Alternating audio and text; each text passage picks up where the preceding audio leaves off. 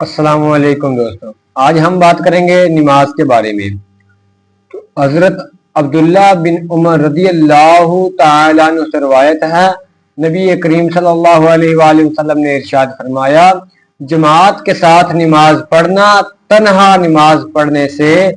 27 درجہ کا زیادہ ثواب اور فضیلت رکھتا ہے۔ حضرت عثمان غنی رضی اللہ تعالیٰ عنہ کے غلام حضرت حمران رضی اللہ تعالیٰ عنہ سے روایت ہے، حضور اقدس صلی اللہ علیہ وآلہ وسلم نے ارشاد فرمایا، جس نے کامل وضو کیا پھر فرض نماز کے لیے چلا اور امام کے ساتھ نماز پڑھی، اس کے گناہ بخش دیے جائیں گے۔ حضرت ابو ہریرہ رضی اللہ تعالیٰ عنہ سے روایت ہے کہ حضور اکرم صلی اللہ علیہ وآلہ وسلم نے ارشاد فرمایا، جو اچھی طرح وضو کر کے مسجد کو جائے اور لوگوں کو اس حالت میں پائے کہ وہ نماز پڑھ چکے ہیں تو اللہ تعالیٰ اسے بھی جماعت کے ساتھ نماز پڑھنے کا اجر دے گا اور ان کے ثواب سے کچھ کم نہ ہوگا۔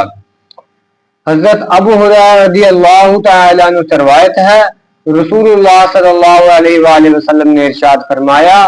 منافقین پر سب سے زیادہ بھاری نماز عشاء اور نماز فجر ہے۔ اگر ان کو علم ہو جائے کہ نماز عشاء اور نماز فجر کا اجر کتنا ہے تو یہ گھسٹتے ہوئے آتے اور نماز ادا کرتے۔ اور حضور علیہ الصلوۃ والسلام نے ارشاد فرمایا، جو شخص نماز ادا نہیں کرتا، میرا دل چاہتا ہے کہ میں ان کے گھروں کو آگ لگا دوں۔